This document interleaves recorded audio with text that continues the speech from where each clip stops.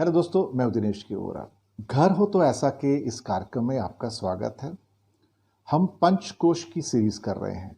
पंचकोश की सीरीज के अंदर हमने अन्नमय कोश को अब तक प्रस्तुत किया है और अब इसी कार्यक्रम में दूसरी कड़ी यानी कि प्राणमय कोश को हम आपके सामने पेश करेंगे।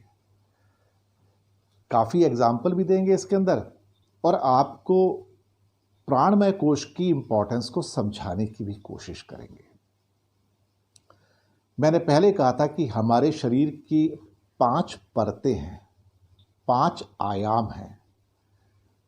एक सबसे पहला जिसे आप कहते हो अन्न बॉडी यानी कि अन्न शरीर, जिसके बारे में मैंने एक अन्नमय कोश पूरा का पूरा एपिसोड किया। दूसरा है हमारी ऊर्जा बॉडी यानी कि एनर्जी बॉडी, जिसे हम प्राणमय कोश कहते हैं। एनर्जी का मतलब प्राण होता है। तीसरा है मन शरीर यानी कि मनोमय शरीर, मनोमय कोश। तो अन्नमय कोश, प्राणमय कोश, मनोमय कोश। उसके बाद एक चौथा आता है अपर लेवल का विज्ञानमय कोश और फिर आनंदमय कोश। एक ही शरीर में 5 शरीर, बिल्कुल। और इनमें से भी खास तौर से जो हम नीचे के जो 3 हिस्से हैं, खास तौर से अन्नमय कोश, प्राणमय कोश और मनोमय कोश, उसके बारे में फिलहाल चर्चा है। ये एक ट्रायंगल आप कह सकते हो। ये जो 3 आयाम हैं ये अपने आप में बहुत महत्वपूर्ण है। मैंने सबसे पहले एपिसोड में ये कहा था अन्नमय कोश में कि अगर हमारा भौतिक शरीर नहीं है तो बाकी कोई भी कोश आपके साथ नहीं रहेगा, कोई भी शरीर आपके साथ नहीं रहेगा। ना प्राण शरीर रहेगा, ना मन शरीर रहेगा, ना विज्ञान शरीर रहेगा, ना आनंद शरीर रहेगा।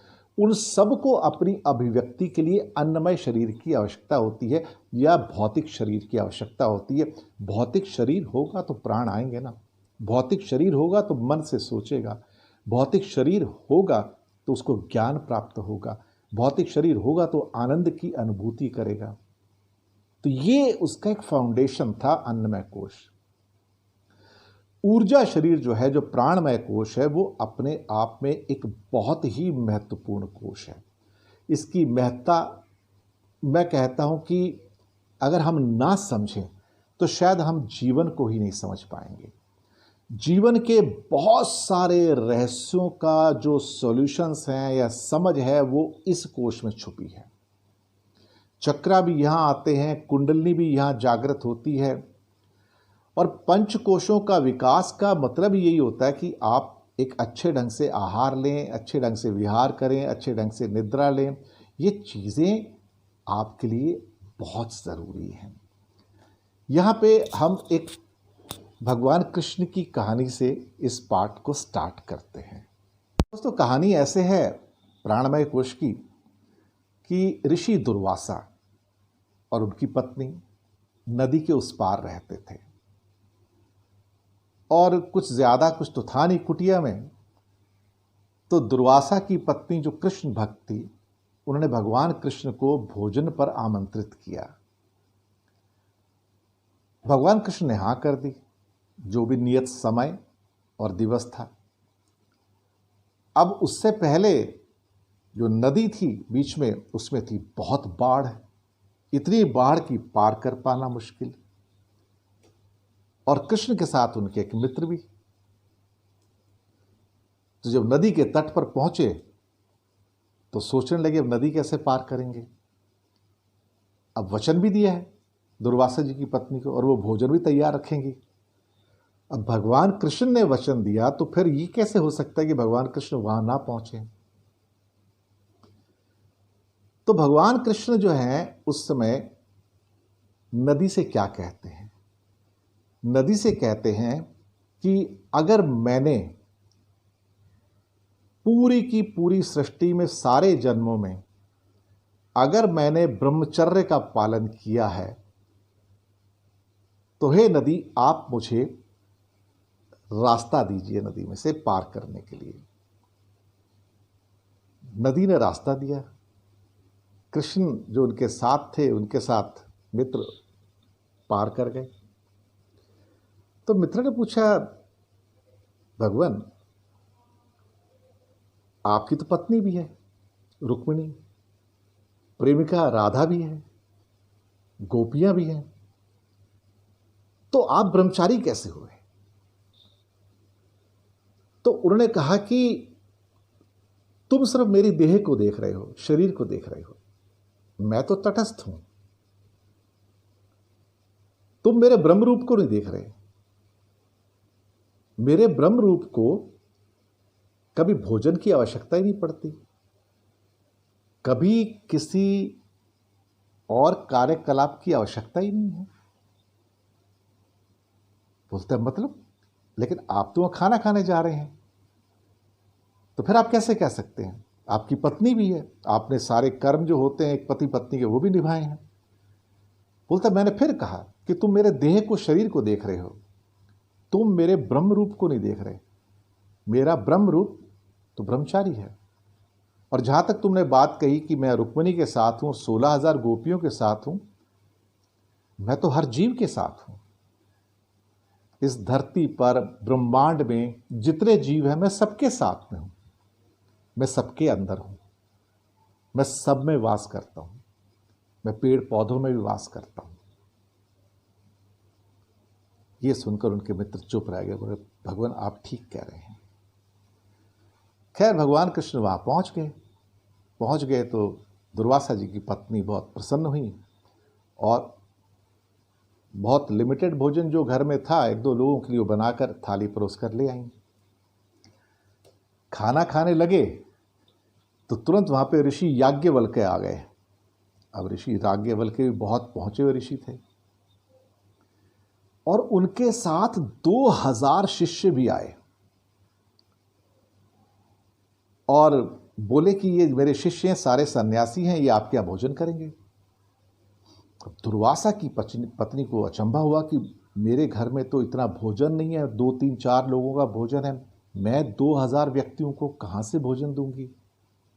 बहुत धर्म संकट में पड़ गई, कुछ सूझ ही नहीं रहा उसको। लेकिन ऋषि बोले हम तो यहीं पे भोजन करके जाएंगे और उससे पहले तुम्हें मेरे सन्यासी जो शिष्य हैं उनको भोजन देना पड़ेगा। तो उनकी पत्नी कृष्ण से बोली कि ये तो मैं कर ही नहीं सकती, ये मेरे बस में नहीं है। तो श्री कृष्ण ने कहा कि तुम चिंता मत करो। उन्होंने हाथ में जल लिया और कहा संकल्प के रूप में, अगर उन्होंने जीवन भर किसी भी जन्म में अगर अन्न ग्रहण नहीं किया है तो इस थाली में कभी भोजन समाप्त ना हो, जितने भी व्यक्ति आए सभी व्यक्ति खा लें। और ये सुनते ही ये सब कुछ हुआ, सबने भोजन कर लिया और घर में भंडार भर गए। 2000 तो क्या कहते हैं, 5000 लोगों को खाना खिला लो तो भी बचा हुआ था। तो याज्ञवल्क्य बाद बोले कि कृष्ण तुमने ये संकल्प लिया, हाथ में जल को ले गए कि तुमने कभी जीवन भर अन्न ग्रहण नहीं किया, तो तुम इस थाली में, इस कुटिया में भोजन की कभी कमी ना हो, जितने व्यक्ति है उतने खा सकते हैं। तो भगवान कृष्ण मुस्कुराए और बोले, वो तो माधव थे ना, कि तुम तो मुझे अपने स्थूल आंखों से स्थूल शरीर को देख रहे हो, तुम जरा शरीर से परे हट के देखो, अपनी नजर शरीर से हटाओ और तुम मुझे ब्रह्म रूप में देखो, मेरी ब्रह्म से एक रूपता देखो। ब्रह्म रूप को भोजन नहीं चाहिए कभी, प्राण को भोजन नहीं चाहिए कभी। तुम प्राण को नहीं देख रहे हो, प्राण को कभी भोजन की आवश्यकता नहीं होती है। तो तुम्हारी तपस्या भी अधूरी है कि तुम मुझे ब्रह्म रूप में, प्राण रूप में देख ही नहीं रहे हो, क्योंकि वहां तो कोई इच्छा ही नहीं है। यह सुनते ही याज्ञवल्क्य कृष्ण के चरणों में गिर पड़े और माफी मांगने लगे। तो ये कमाल है प्राणमय कोश का, कि हमारा जो दूसरा कोश है, कि जब प्राण आते हैं तो इंसान के अंदर एक ऐसी शक्तियों का निर्माण होता है जिसे आप और हम कभी महसूस ही नहीं कर पाते हैं। आपने देखा होगा कि कंदराओं के अंदर पहाड़ों में साधु चाहिए बैठे होते हैं और वहाँ पे कई बार वायु का प्रवाह भी बहुत कम होता है, लेकिन वो जीवित रहते हैं। एक इतनी सी उनको एक कहीं से हवा मिल जाए तो उससे सालों जिंदा रह सकते हैं वो, उनकी धड़कन बंद नहीं होती है। कभी कोई आप एक एग्जाम्पल लीजिए, किसी फ्रॉग को आप किसी बॉक्स में बंद कर दो एयर टाइट टाइप का, और कुछ समय के बाद खोलो, वह जिंदा निकलेगा। सांप भी ऐसे जिंदा निकलेगा। तो वो बिना ऑक्सीजन के कैसे जीवित रह लेते हैं? उनकी स्टेज अलग हो जाती है, प्राण स्टेज, प्राणमय स्टेज। दरअसल विज्ञान की सीमा जहां समाप्त होती है, ज्ञान वहां से प्रारंभ होता है। जब ज्ञान प्रारंभ होता है तो हमें शरीर के उन आयामों का, उन परतों का पता लगता है कि जिसके बारे में हमें विज्ञान से पता नहीं लग पाता है। विज्ञान बाहर की प्रक्रिया है। विज्ञान आपको बता सकता है कि हमारा सबसे जो सूक्ष्म जो कण है वो एटम है, और एटम के अंदर इलेक्ट्रॉन है, प्रोटॉन है, न्यूट्रॉन है। साइंस इसके आगे नहीं है, मैं आपको बताऊं। साइंस इसके आगे है ही नहीं, लेकिन ज्ञान इसके आगे है। तो विज्ञान यहां रुक जाता है, ज्ञान इसके आगे है, क्योंकि ज्ञान आपके शरीर से आगे आपकी एनर्जी बॉडी की, ऊर्जा शरीर की भी बात करता है। अब एग्जाम्पल देता हूं। हाइड्रोजन के 2 एटम और ऑक्सीजन का 1 एटम मिलकर H2O बनाते हैं, जिसे कहते हैं जल, पानी। यहां साइंस समाप्त होती है, विज्ञान समाप्त होता है। लेकिन उस जल से आपकी प्यास बुझ सकती है, यह आपका ज्ञान है। इसका एक्सप्लेनेशन विज्ञान में नहीं होता है। विज्ञान मैक्सिमम ये कहेगा कि बॉडी डिहाइड्रेट हो रही है, उसको ग्रेशो चाहिए इसलिए वो मांग रहा है। लेकिन इंसान की प्यास कैसे शांत होती है और उसको कैसे एकदम से संतुष्टि आ जाती है, आंखों में चमक आ जाती है, आप उसको सोचिए कि उसकी कितनी महत्ता है। तो सबसे महत्वपूर्ण बात है कि प्राण तत्व सबसे इंपॉर्टेंट है। यहां पर मैं आपको एक चीज और बताना चाहूंगा। तो वो एक चीज है कि इस संसार को एक पार्थिव संसार कहा जाता है। हमारे यहाँ ये 5 तत्व हैं, आकाश है, जल है, वायु है, अग्नि है, पृथ्वी है। अगर आप नोट करें तो आप देखेंगे हमारे ब्रह्मांड के अंदर सूर्य भी हैं, कुछ और सूर्य भी हैं इस ब्रह्मांड के अंदर, तो उनकी अपनी रोशनी है, प्रकाश है। लेकिन पृथ्वी के पास अपना कोई आकाश नहीं है। पृथ्वी के पास कोई ऐसी चीज है नहीं जिससे वो लोगों को प्रकाशित कर सके। तो पृथ्वी की ऊर्जा के रूप में उसे वायु ने भी धारण किया हुआ है। वहां पे जो अग्नि है वो भी है, जो जल है, ये उसको ऊर्जाएं प्रदान करते हैं। हमारा शरीर ज्यादा करके देखा जाए तो मिट्टी का बना है, यानी कि पृथ्वी का बना हुआ है। इसलिए कहते हैं कि हमारा जो शरीर में से जब अगर आत्मा निकल जाती है, प्राण निकल जाते हैं, प्राणमय कोश की बात कर रहा हूं, ऊर्जा निकल जाती है, तो बाकी क्या बचता है? पार्थिव। पार्थिव शब्द आता है पृथ्वी से, तो यानी कि सिर्फ हम मिट्टी बचते हैं उसके बाद, इसके अलावा और कुछ भी नहीं बचते हैं। ये एक खास चीज है, यहां पर इसको समझने की जरूरत है, क्योंकि बाकी सबके पास अपनी अपनी ऊर्जाएं हैं। जैसे सूर्य के पास अग्नि ऊर्जा है, समुद्र के पास जल ऊर्जा है, आकाश के पास वायु ऊर्जा है। तो ये ऊर्जाएं हैं सारी की सारी। लेकिन पृथ्वी के पास कोई ऐसी ऊर्जा नहीं है। पृथ्वी बाकी ऊर्जाओं को इस्तेमाल करता है, क्योंकि पृथ्वी अपने आप में एक मिट्टी है, इसलिए उसको पार्थिव कहा जाता है। इसलिए कई बार कहते हैं हम तो मिट्टी की देह है। तो जब उसमें ऊर्जा आ जाती है तो ये देह जीवंत हो उठती है। सही कहा ना? आगे चलते हैं। प्राण तत्व जो है, यह प्राणमय कोश, ये बहुत ही महत्वपूर्ण कोश है, क्योंकि यहाँ से हमारी मिट्टी में, हमारे शरीर में जान आ जाती है। जीवित हैं कब जीवित है? जब अंदर प्राण है। आत्मा तो अमर होती है, आत्मा नहीं मरती। वो तो एक शरीर छोड़ देगी, दूसरे शरीर में चली जाएगी। तो 5 आवरणों का जो संबंध बेसिकली देखा जाता शरीर से होता है। मैंने पहले भी कहा कि अन्नमय यानी कि भौतिक शरीर जो है, जो बॉडी है, वो जरूरी है, तभी तो उसके अंदर प्राण आएगा। तभी तो उसमें मन आएगा, मनोमय कोश, तभी तो उसमें ज्ञान आएगा, विज्ञानमय कोश, तभी तो उसमें आनंदमय कोश आएगा, आनंद आएगा। तो भौतिक शरीर के बिना कुछ भी पॉसिबल नहीं है, वो अन्नमय कोश है। लेकिन जब जीवंत होता है तो प्राण टल जाते हैं इसके, और इसकी तो बहुत महत्ता भगवान कृष्ण ने अपने ग्रंथों में बताई है। मैंने भी आपको एक कहानी बताई थी थोड़ी देर पहले, दुर्वासा ऋषि की पत्नी की। तो जितने भी आवरण है हमारे, जो शीत हैं, ये परतें हैं, इनका संबंध शरीर से ही है। अब शरीर, अगर शरीर में प्राण अच्छे हैं, मजबूत हैं, प्रबल हैं, तो आप स्वस्थ हैं। वो सिंपल सी बात है। और अगर हमारे प्राण कमज़ोर हैं तो हम बीमार हैं, सांस लेने में दिक्कत है, चलने में दिक्कत है, भागने में दिक्कत है, काम करने में दिक्कत है, जल्दी थक जाते हैं। तो प्राण नहीं है आपके अंदर, ऑक्सीजन की कमी एक तरह से कहा जाए। जो व्यक्ति डरा हुआ है, जो व्यक्ति स्टार्ट करके क्विट कर देता है, भयभीत हो जाता है, उसकी प्राण ऊर्जा कमज़ोर है, उसका प्राणमय कोश ही कमज़ोर है। अगर कोई रुकता ही नहीं है, चलता रहेगा, भले धीमी गति से चल रहा है, डरता नहीं है, भयभीत नहीं होता है, रुकता नहीं है, अपने पथ पर चलता रहता है, उसका प्राणमय कोश मजबूत है। प्राण मजबूत है, प्राण मजबूत है तो शरीर भी मजबूत है। यही पहचान है। रामायण के अंदर भगवान राम का प्राणमय कोश बहुत मजबूत था, बहुत स्ट्रांग था, जैसे श्री कृष्ण का स्ट्रांग था, राम जी का।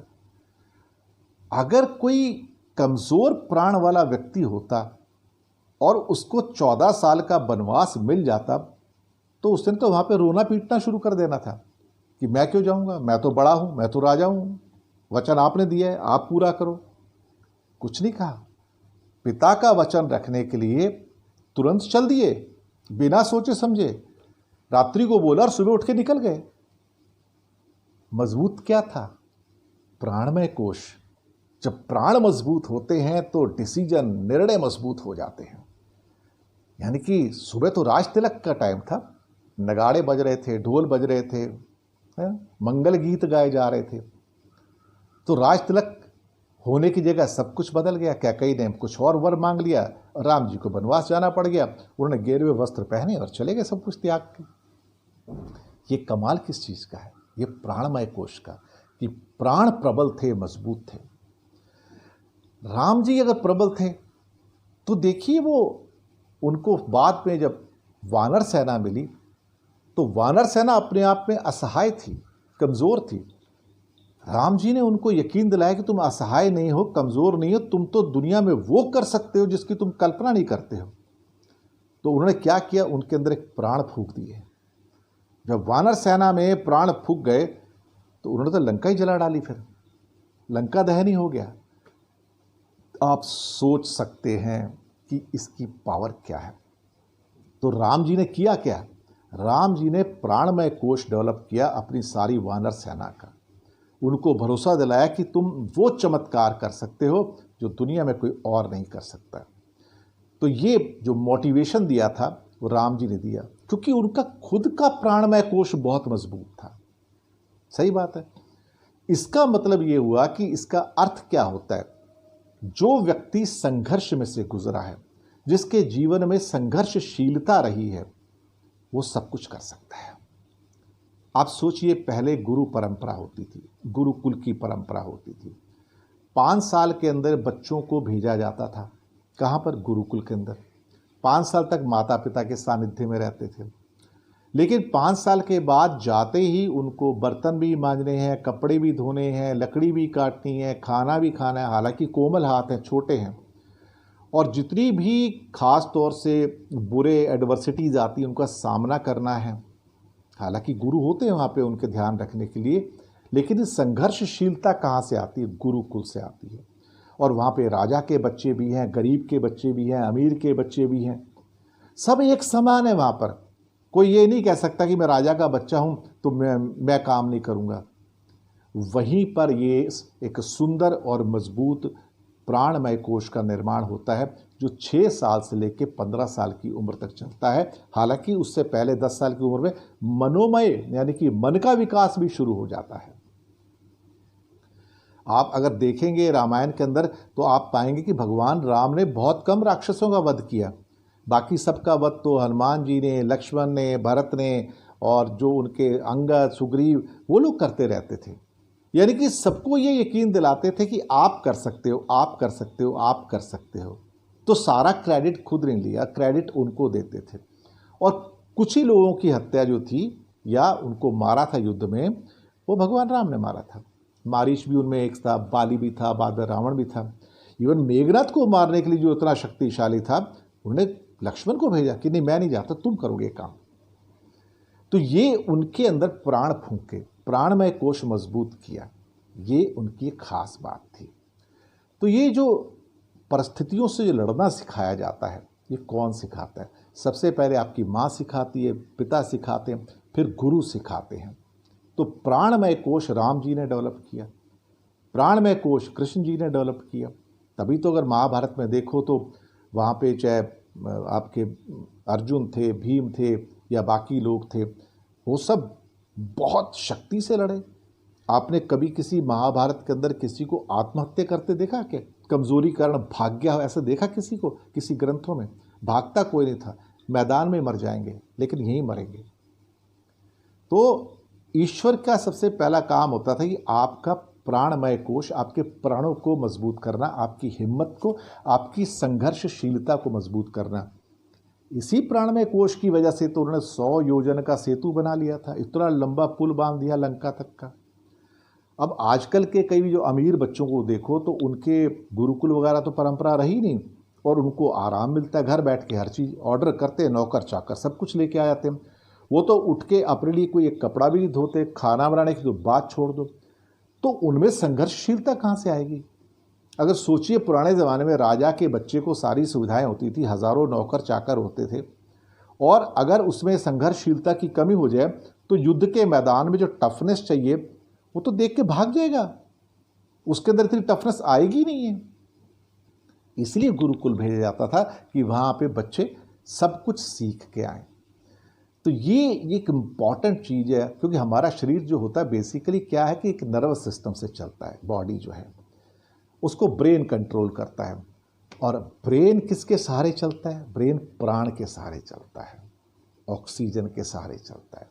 ये प्राण मजबूत होते हैं कि कहीं ना कहीं से आप बहुत सारी चीज़ें, अगर कोई किसी को आदेश दे तो वो मान सकते हैं, बहुत सारी चीज़ें नहीं मान सकते। अगर कोई आपसे कहे कि चलो भाई तुम ऐसा करो, क्या ठीक है मैं कर दूंगा गुरुजी। अगर गुरुजी कहेंगे तू अपनी हार्ट बीट बढ़ा सकता है क्या? फिर हार्ट बीट कैसे बढ़ा सकते हो? अपना ब्लड सर्कुलेशन बढ़ा सकते हो? नहीं कर सकते हो। ये अंदर की शक्ति है, बाहर की शक्ति कुछ भी। चलो भाई यहाँ से भाग के ज़रा एक दो बाजू की दुकान से कुछ लेके आ जाओ, तो ले आएगा।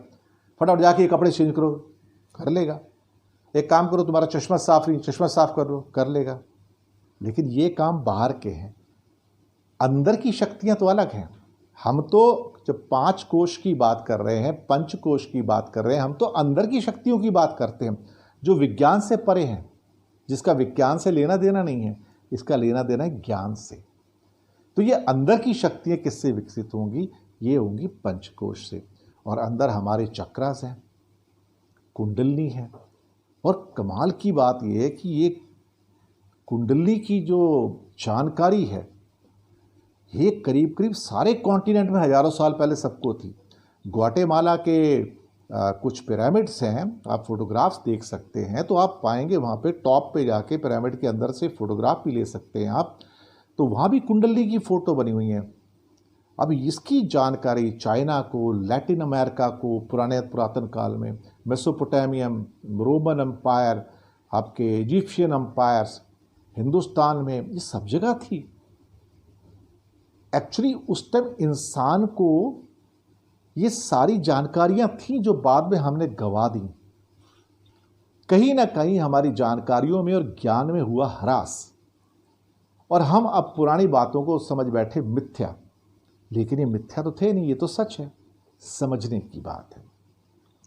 अब प्राण कोश आप समझिए, जैसे कि कोई व्यक्ति कहीं बैठा हुआ है, ये बहुत कमज़ोर है, बिस्तर से उठ नहीं सकता और वो उतर भी नहीं सकता है, तो उसको कहीं से सांप नज़र आए सामने तो बंदा तुरंत भाग जाएगा।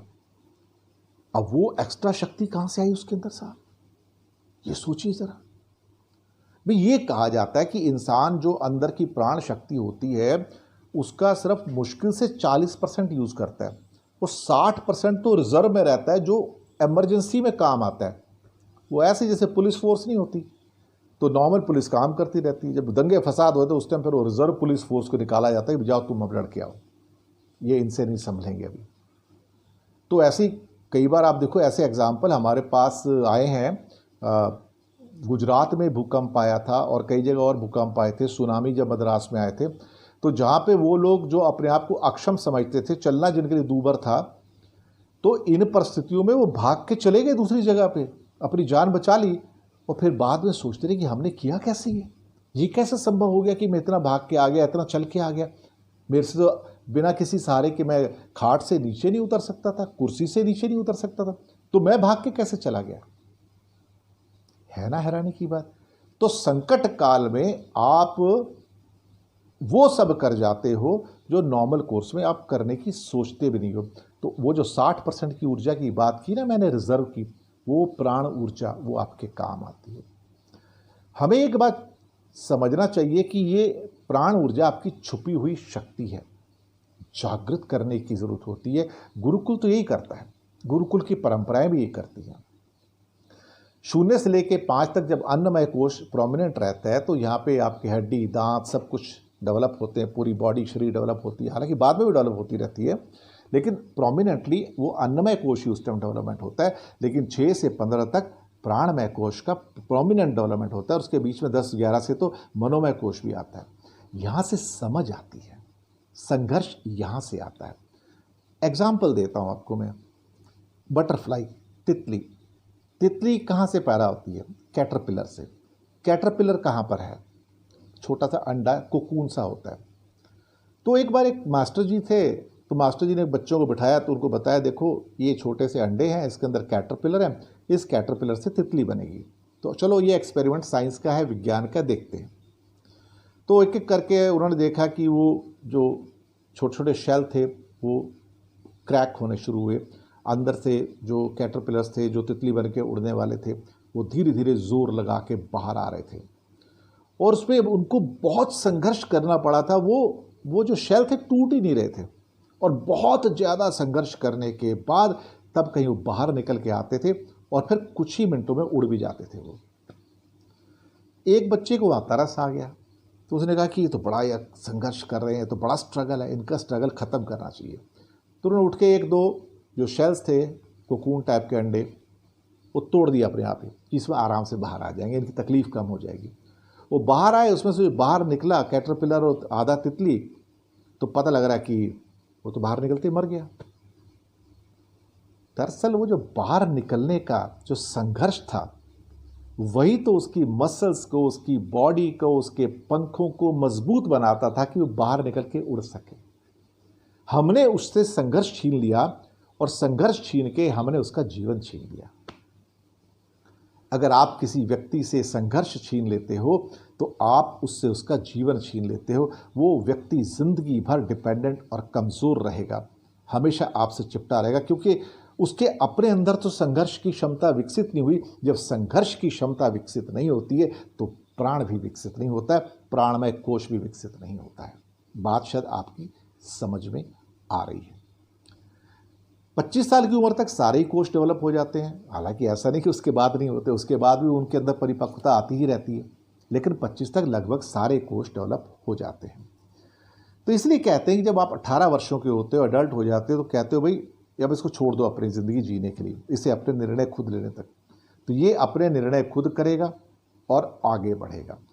जिसकी नींव होती है मजबूत वो देता है सब कुछ, और मिट्टी में बड़ी ताकत होती है। इसलिए पहले पुराने ज़माने में कबड्डी के खेल, मिट्टी के खेल या खो खो आप मिट्टी में खेलते थे। आप जानवरों को देखिए, कई बार वो हाथी वगैरह है वो मिट्टी में लौटते रहते हैं। शक्ति प्राप्त होती है मिट्टी से उनको, वहाँ पर वो तत्व है, उनका प्राण बढ़ता है वहाँ से। तो जब आप कबड्डी वगैरह खेलते हो जो गुरुकुल में भी होती थी, तो आपका प्राण डेवलप होता है वहाँ पर। ये बहुत इम्पॉर्टेंट है। कई लोगों की ताकत जो है वाणी में होती है, वो बात करते हैं ऊंची तो लोग सुनते हैं, भाई क्या ओजस्वी आवाज़ है। प्राण मजबूत होगा तो ओजस्वी आवाज़ होगी, प्राण मजबूत होगा तो चेहरे पर आभा होगी, मुस्कुराहट होगी। अगर प्राण ही एक आपका कमज़ोर है तो फिर आप कैसे करोगे। जिसके प्राण मजबूत होते तभी तो उन जैसे व्यक्ति शिवाजी और महाराणा प्रताप बनते हैं, घास की रोटी खा के गुजारा कर लेते हैं। प्राण कमज़ोर होते तो आत्महत्या कर बैठते थे, मैं आपको बताऊं, आत्महत्या, जी हाँ। तो इसका मतलब ये हुआ कि प्राणों को मजबूत करने का मतलब है प्राणमय कोश को मजबूत करना। ये एक खास बात है यहाँ पर, ठीक है, यहाँ तक समझ है। अगला पॉइंट लेते हैं। तो दोस्तों, प्राणमय कोश अन्नमय कोश को जीवित करता है, उसके अंदर ऊर्जा लाता है, क्योंकि किसी भी फिजिकल वस्तु को एक ऊर्जा चाहिए। आपने एक मोटर बनाई तो मोटर अपने आप थोड़ी चलेगी, मोटर के अंदर एनर्जी का प्रवाहन चाहिए तभी तो मोटर चलेगी और फिर आपका जो काम है आगे उसको कर पाएगी।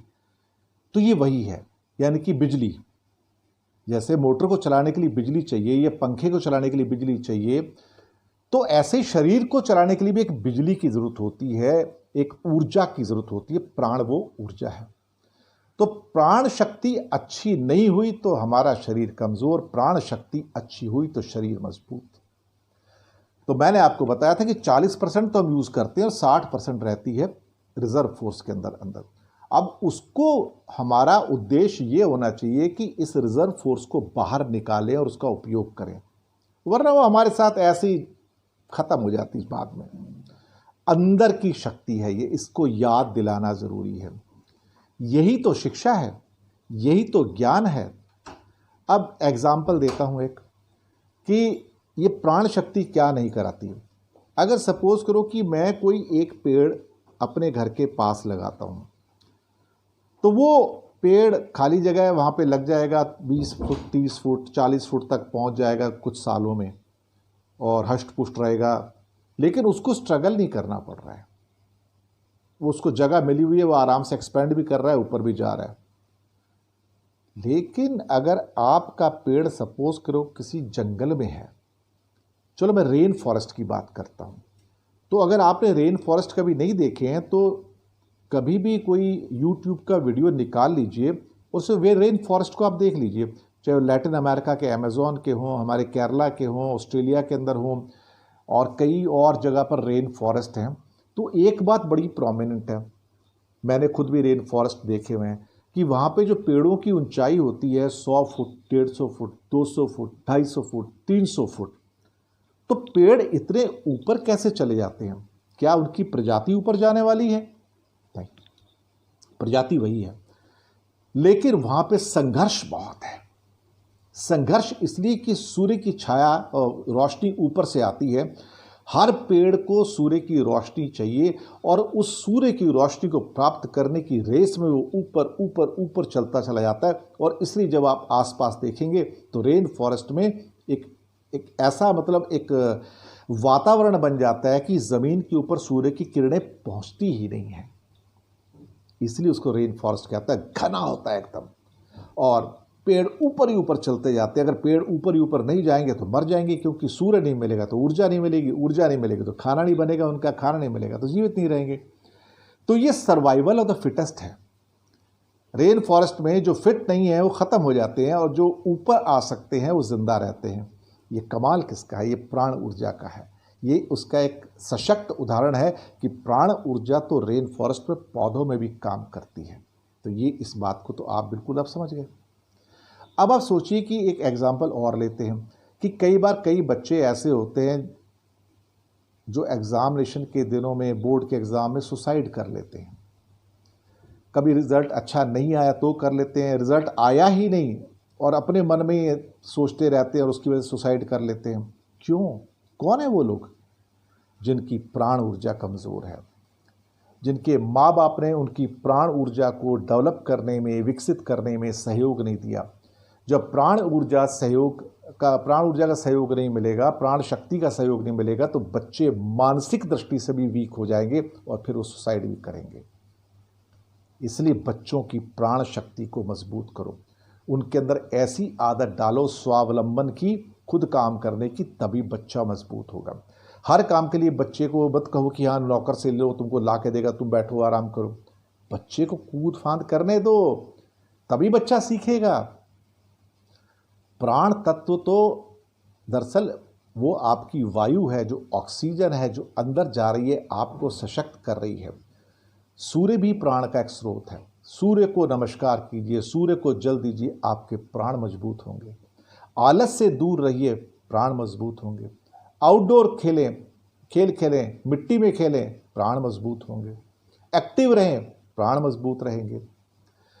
नदी में तैरेंगे, प्राण शक्ति मजबूत होगी।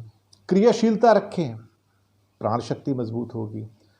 अपने काम अगर खुद कर सकते हैं, जैसे गुरुकुल में होते थे, तो और भी अच्छा। अगर बाद में नहीं करते, चलो कोई बात नहीं, लेकिन पहले किया, बचपन में किया।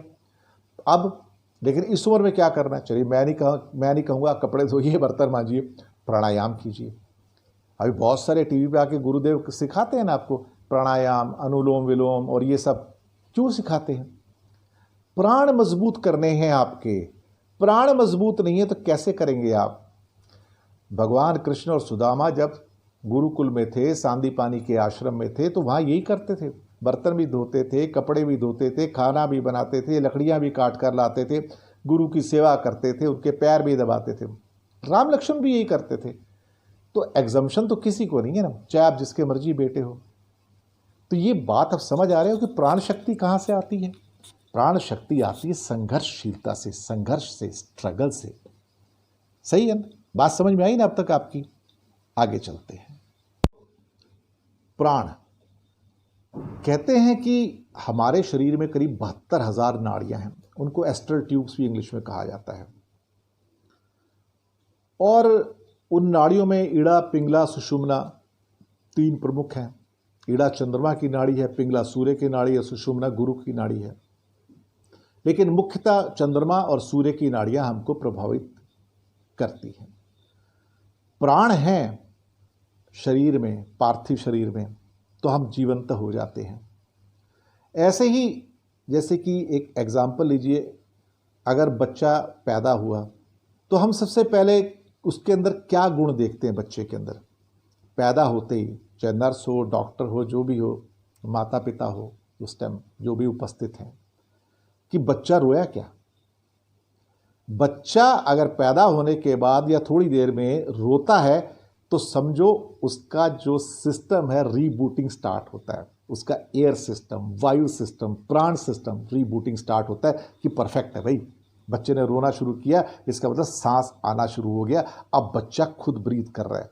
क्योंकि उससे पहले बच्चा माँ से जो उसकी कॉर्ड होती है गर्भ में, वहाँ से प्राण लेता है। तो वहाँ पे प्रयास नहीं है, यहाँ प्रयास है। यहाँ तो बच्चा खुद रोएगा तो प्राण आएगा, बच्चा खुद प्रयास करेगा तो प्राण आएगा। तो यानी कि भगवान के द्वारा दी हुई एक ऐसी शक्ति है कि यहाँ बच्चे को तुम ये नहीं कहते कि बच्चा 10 दिन का है, 5 दिन का है, 2 दिन का अपने आप सांस नहीं ले पाएगा तो हमें उसकी सहायता करनी चाहिए ना। ऐसे कई बार बच्चों को कई बार वेंटिलेटर पे रखा जाता है, जो बच्चे कमज़ोर पैदा होते हैं, जिनका शरीर उसको स्वीकार नहीं करता है, उतनी प्रक्रिया करने में उतना मजबूत नहीं है, तो उस बच्चों को पहले थोड़े दिन तक रख के उसको इंक्यूबेटर में या वैसे मजबूत बनाया जाता है ताकि बच्चा अपनी प्राण शक्ति को खुद डेवलप करे। यही तो एक उसकी खास चीज़ है। तो हमारे जो शरीर है, शरीर के अंदर दरअसल 5 किस्म की वायु होती हैं। प्राण का मतलब वायु। ये वायु क्या है? सबसे पहले है प्राण वायु, फिर है समान वायु, फिर है अपान वायु, फिर है उदान वायु, फिर है व्यान वायु। मैं इसको कोई सीक्वेंस नहीं दे रहा हूँ, मैं एक एक करके समझाने की कोशिश करता हूँ। चक्रा जैसे मैंने बताया 7 हैं। अगर सिर के ऊपर जाते हैं तो वो हमारा क्राउन चक्र है, जिसको सहस्रार चक्रा भी कहते हैं। एक सबसे इम्पॉर्टेंट चक्र है जो कि ये हमारा यहाँ पे 2 भवों के बीच में, आज्ञा चक्र कहते हैं, अजना चक्र भी इसको कहते हैं। गले में होता है विशुद्ध चक्र कहते हैं। हृदय का होता है तो उसको अनाहत चक्र कहते हैं। पेट में नीचे नाभि के पास मणिपुर चक्र होते हैं, उसके थोड़ा नीचे स्वाधिष्ठान चक्र है, और लास्ट वाला जो है मूलाधार चक्र होता है, रूट चक्र भी कहते हैं उसको। कलर भी इन सबके अलग अलग होते हैं, खैर उसके अंदर अभी हम नहीं जाएंगे क्योंकि चक्रों के ऊपर प्रोग्राम नहीं कर रहे हैं, लेकिन चक्र और कुंडलिनी ही तो प्राण हैं, वही तो जागृत होते हैं। तो उससे पहले हम जो बेसिक है उसकी जो 5 प्राण हैं उनको देख लेते हैं कि इनकी महत्ता क्या है।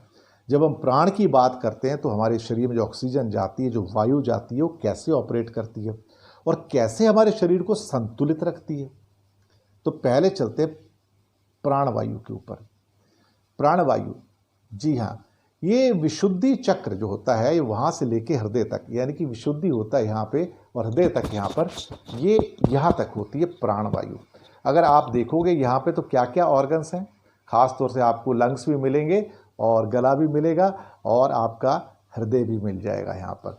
तो इन सब को ऑक्सीजन की ज़रूरत होती है।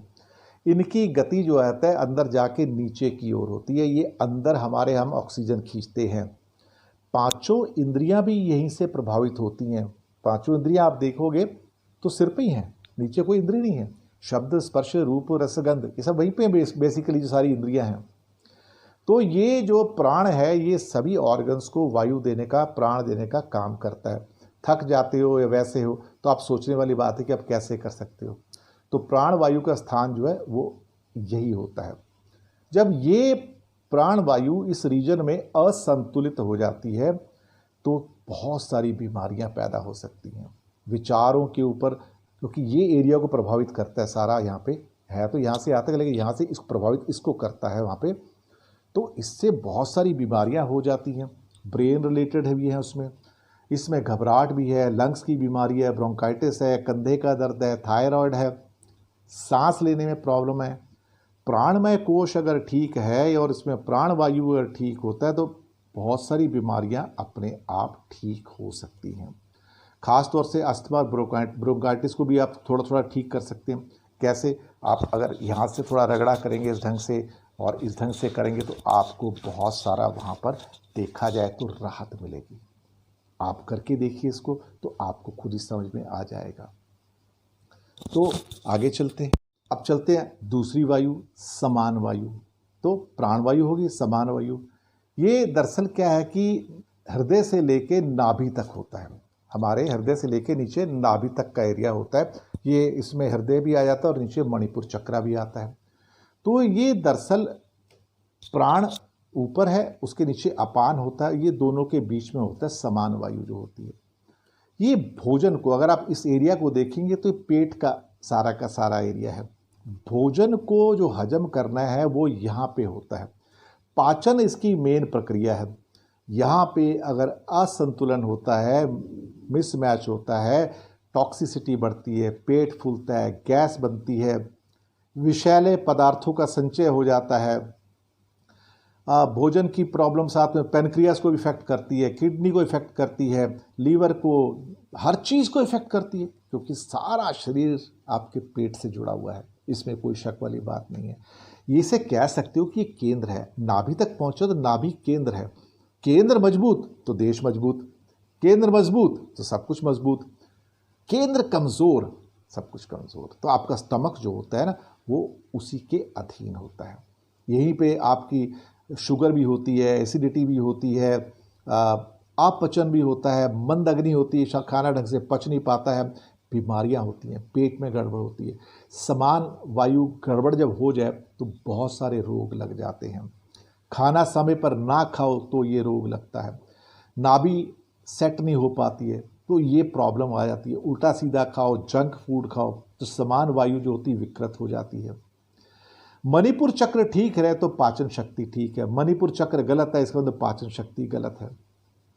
शक्ति सब यहाँ से आती है। तो क्या करना है आपको? अगर आप देखोगे यूट्यूब पे जाके तो आपको वज्रासन मिल जाएंगे नेट के ऊपर। इसके अलावा और छोटी छोटी कुछ एक्टिविटीज़ हैं कि आप बिल्कुल लंबे लेट जाओ तो अपने पैर जो होते हैं उनको आगे थोड़ा करके और पीछे करके मोड़ेंगे तो उससे भी आपको फ़र्क पड़ जाता है। अब यहाँ पे प्रक्रिया हम नहीं दिखा रहे हैं, लेकिन वो वहाँ पे ख़ास तौर से वज्रासन आप कर सकते हैं। उससे पाचन अच्छा होगा और बहुत सारे जो दोष हैं आपके ठीक हो सकते हैं। बैक को अगर रब करेंगे, पीठ को रब करेंगे तो उससे भी कहीं ना कहीं कई दोष जो बॉडी के अंदर हैं वो कम होते हैं और पैनक्रियाज भी एक्टिवेट होता है। ख़ास तौर से उसमें कुछ जो 8 नंबर की जो वर्टिब्री होती हैं ऊपर से, उनके ऊपर अगर थोड़ा ज़ोर पड़ता है तो उससे पैनक्रियाज एक्टिविटी होता है, क्योंकि पैनक्रियाज उसके आसपास ही होता है। तो ये छोटी छोटी चीज़ें हैं। इसके अलावा नौली और अग्निसार, वज्रासन, ये सब करें तो पाचन अच्छा हो जाता है। पाचन अच्छा होते ही मणिपुर चक्र अच्छा, मणिपुर चक्र अच्छा तो पूरा शरीर अच्छा। अभी चलेंगे तीसरी वायु जो कि अपान वायु है। ये दरअसल हमारा मणिपुर चक्र से लेके बिल्कुल नीचे टांगों तक के कार्य होते हैं उन सब तक। इसमें तो नाभि से स्टार्टिंग पॉइंट है, नीचे गॉल ब्लैडर है और इसके जो चक्रास हैं स्वादिष्ठान, और नीचे आपके मूलाधार आ जाते हैं। इसमें आपके स्पर्म्स हैं, डिलीवरी हैं, प्रजनन केंद्र हैं, मलमूत्र को त्यागना है, सब चीज़ें गतिविधि बाहर की होती हैं। यहाँ गतिविधि जो वायु की है बाहर जाने की, एग्जिट की है। तो सभी बाहर की गतिविधियाँ यहाँ पे आ गई हैं। इसमें स्थान जो गुदा है ख़ास तौर से, इसकी अगर ठीक नहीं हो तो कॉन्स्टिपेशन होता है, मिस कैरेजेस होते हैं, पसीना आप त्यागते हैं, या इसके अलावा पेट में कुछ समस्या है, गैस की समस्या है कि गैस नीचे नहीं निकल रही है, तो ये सारी की सारी जो है देखा जाए तो अपान वायु का ही चमत्कार है। ऐसे ही आपका उस टाइम IBS का रोग हो जाता है, इरिटेटिंग सिंड्रोम होता है, तो बॉयल सिंड्रोम होता है। तो उसके लिए आप क्या करना है कि जो घुटनों से लेके और पैर तक का जो हमारी पिंडलियों के ऊपर का एरिया टांग में, उसको दबाएंगे। जैसे कि पुराने ज़माने में आपने देखा होगा, वो सास के पैर बहू दबाती थी, पिता के पैर पुत्र दबाता था, भगवान राम के पैर भी उनकी पत्नी सीता जी दबाती थी, विष्णु के पैर लक्ष्मी जी दबाती थी, लक्ष्मण राम जी के पैर दबाते थे। वो क्या हो रहा है वहाँ पे? दरअसल वहाँ पे ये अपान वायु ठीक हो रही है। तो घुटने से लेके नीचे तक अगर पैरों को दबाया जाएगा तो सारा पेट भी ठीक होता है, IBS जैसी बीमारी भी ठीक होती है, और जिसको बार बार पेशाब भी आता है, यूरिन आता है, वो भी ठीक होता है। छींक आई तो कई बार यूरिन भी प्रवाहित हो जाता है, उसको रोका जा सकता है, या टॉयलेट बार बार आती है उसको रोका जा सकता है। तो सारा ध्यान क्या होता है यहाँ पर? पेट पर चला जाता है। और ये अपान वायु अगर खराब है तो आपकी प्रजनन क्षमता यानी कि रिप्रोडक्शन पावर कम हो जाती है, सेक्स ऑर्गन वीक हो जाते हैं, है ना। तो गैस कंट्रोल में करनी ज़रूरी है, कि इससे ही आपको नपुंसकता आ सकती है, प्रोस्टेट की प्रॉब्लम आ सकती है, कुछ और वाइट डिस्चार्ज वगैरह हो सकते हैं। पेट में कीड़े जब आते हैं इंटेस्टाइन में, स्टमक में कीड़े थोड़ी आते हैं, इंटेस्टाइन में आते हैं, तो वो वहाँ पे आते हैं। तो पिंडली और काफ को अगर आप दबाओ तो ये चीज़ें न्यूरोथेरेपी के हिसाब से आप पाएंगे कि बहुत फ़र्क पड़ जाएगा आपको। अब देखिए पैसे तो लग नहीं रहे हैं, और हम प्राणमय कोश की बात भी करते जा रहे हैं, उसके अंदर हल भी ढूंढते जा रहे हैं। और इससे होता क्या है ना, कई बार आदमी को इरिटेटिंग नेचर बन जाता है, गुस्सा बहुत आता है, और लेकिन गुस्से से नुकसान तो अपना होता है। आप दूसरे को दंड थोड़ी दे रहे हैं गुस्सा करके, खुद को दंड दे रहे हैं। तो मैंने एग्जाम्पल दिया पिता पुत्र का, सास बहू का, सबका, तो उसके पीछे विज्ञान है। हम लोग सोचेंगे नहीं वो तो बहू क्यों सास की सेवा करेगी, बात वो नहीं है, इसके अंदर विज्ञान है। हम विज्ञान को समझें, उस विज्ञान के अंदर छुपे हुए ज्ञान को समझें। अगर वो ज्ञान समझ जाएंगे तो फिर आपकी ईगोज़ ख़त्म हो जाएंगी, तो ये गुस्सा और ईगोज़ वहाँ पे ख़त्म हो सकते हैं। तो वज्रासन बहुत अच्छा है। पवन मुक्त आसन एक इसके लिए बहुत अच्छा है, उसको आप किया कीजिएगा। लोग पहले आपने देखा होगा, ऋषि मुनि कई बार नदी के अंदर स्नान करते थे, घंटों घंटों खड़े रहते थे नाभि तक। उस ये दरअसल यही है अपान वायु को ठीक करने के लिए। अपान वायु ठीक तो सेंटर है ना, टॉप में प्राण है, उसके बाद बीच में अपना आपका दूसरा जो समान है, फिर अपान आया, उसके बाद उदान आएगा, फिर से लास्ट में व्यान आएगा। तो घंटों घंटों पानी में खड़े रहते थे। आप बॉडी पे आजकल आपने सुना होगा मिट्टी का लेप लगाते हैं लोग। आप नदी किनारे जाओ, अगर आपको वहाँ मिट्टी वहाँ मिल जाती है तो उस मिट्टी का लेप लगाओ। नहीं तो आजकल तो लोग स्पा के अंदर इस ढंग की चीज़ें करते हैं, आपके पूरा मिट्टी का लेप करते हैं। तो ये क्या है? ये अपान वायु को ठीक करने का ही तरीका है। वो कोई नई चीज़ नहीं कर रहे हैं, ये आयुर्वेद के तरीके हैं, पुराने तरीके हैं, हमारे पूरे के पूरे वेदों पुराणों के तरीके हैं। ये आपको समझ आना चाहिए। कर क्या रहे हो? प्राणमय कोश को मजबूत कर रहे हो, प्राण को मजबूत कर रहे हो, बॉडी की वायु को बैलेंस कर रहे हो।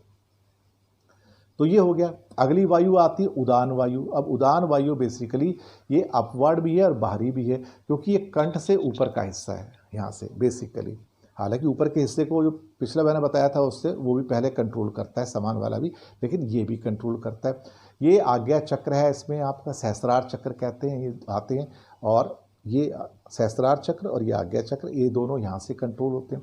अब यहाँ से क्या बीमारियाँ आ सकती हैं? बीमारियाँ बहुत सारी आ सकती हैं। आप हकला के बात कर सकते हैं। आपको कहीं ना कहीं थोड़ी बहुत हार्ट की प्रॉब्लम हो सकती है, डकार है, हिचकी है।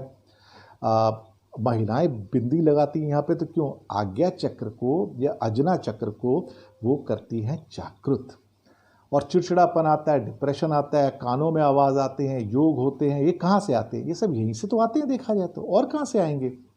तो इसको भी छोटी छोटी न्यूमेरोथेरेपी के अंदर, न्यूमेरोलॉजी के अंदर, उसको न्यूरोथेरेपी के अंदर बहुत सारी इसमें विधियां हैं। तो इसमें प्राणायाम कर सकते हो, भ्रामरी कर सकते हो। भ्रामरी हम कई बार करते हैं ना, ऐसे करके, ऐसे दबा के ऐसे कर लेते हैं हम, तो वो उस ढंग से होता है। ये आप करेंगे तो उदान वायु ठीक हो जाएगी, आपके डिप्रेशन कम हो जाएंगे, आज्ञा चक्र जागृत हो जाएगा। साथ में लास्ट में आता है व्यान वायु। व्यान वायु पूरे बॉडी का हो जाता है। ये आपके पूरे बॉडी का, एक तरह से देखा जाए तो नर्वस सिस्टम है, पूरी बॉडी उसका स्थान है, 72,000 नाड़ियाँ हैं। यहाँ पे तो असंतुलन हो जाए तो बहुत सारी बीमारियाँ लग सकती हैं। पक्षाघात यानी कि पैरालिसिस हो सकता है, वेरिकोज हो सकता है, मस्कुलर रोग्स हो सकते हैं, पार्किंसन हो सकता है, पूरी बॉडी की वीकनेस हो सकती है, डिप्रेशन हो सकता है। तो यहाँ पे व्यायाम करो, विश्राम करो, दो चीज़ें हैं। व्यायाम भी करना है, विश्राम भी करना है, प्राणायाम भी करना है। उम्र ज़्यादा बढ़ जाए, हर चीज़ नहीं कर सकते, जो कर सकते हो वो करो। और न्यूरोथेरेपी के द्वारा आप कुछ ना कुछ इलाज आपको मिल सकते हैं। नींद अच्छी लो, विश्राम अच्छा करो, ध्यान और मेडिटेशन अच्छा करो। यहाँ पे शवासन आपके लिए बहुत अच्छा होगा। अनुलोम विलोम करो तो प्राणमय कोश होता है मजबूत। ये जानकारियाँ हों तो जीवन बेहतर हो सकता है, जानकारी नहीं है तो जीवन नीचे हो सकता है। तो प्राणमय कोश का मतलब प्राण यानी कि संघर्षशीलता, यानी कि अंदर छुपी हुई प्राण शक्ति को बाहर निकालना। तो आप देखोगे कि कई बार हमें अपने आप को सहयोग देना पड़ता है, अपने आप को सपोर्ट करना पड़ता है। हमें इम्पोर्टेंस पता होगी प्राणमय कोश की, तो हम तो वैसे निरोगी हो जाएंगे, हमारे रोग साथ में लगेंगे ही नहीं। तो इसकी वजह से प्राणमय कोश को पहचानने का मतलब है कि आप देवताओं की ओर जा रहे हैं, उनकी शक्तियों की ओर जा रहे हैं। इसी की वजह से आप बहुत ऊंचाइयां ग्रहण कर सकते हैं, चाहे निर्णय लेने की हो, चाहे स्वास्थ्य की हो, चाहे धन दौलत की हो। जो अपने व्यक्ति अन्नमय कोश के साथ प्राणमय कोश को भी मजबूत कर लेते हैं, उनका जीवन निरोगी और बेहतरीन होता है और वो दुनिया पर राज करते हैं। तो ये था दोस्तों प्राणमय कोश। कैसा लगा आपको ज़रूर बताइएगा। घर हो तो ऐसा के अंदर आपको जो पंचकोश के अंदर हमने अब तक 2 की हैं, अन्नमय कोश और प्राणमय कोश। इसके आगे हम आपसे बात करेंगे बाद में मनोमय कोश के ऊपर। फीडबैक दीजिएगा, बताइएगा, लिखते रहिएगा हमें, और हाँ सब्सक्राइब ज़रूर कीजिएगा, मित्रों को आगे लिंक भी भेजिए। तो ये था आपके लिए दिनेश के वोरा की ओर से प्राणमय कोश, पंचकोश का एक महत्वपूर्ण कोश। बहुत बहुत धन्यवाद आपका।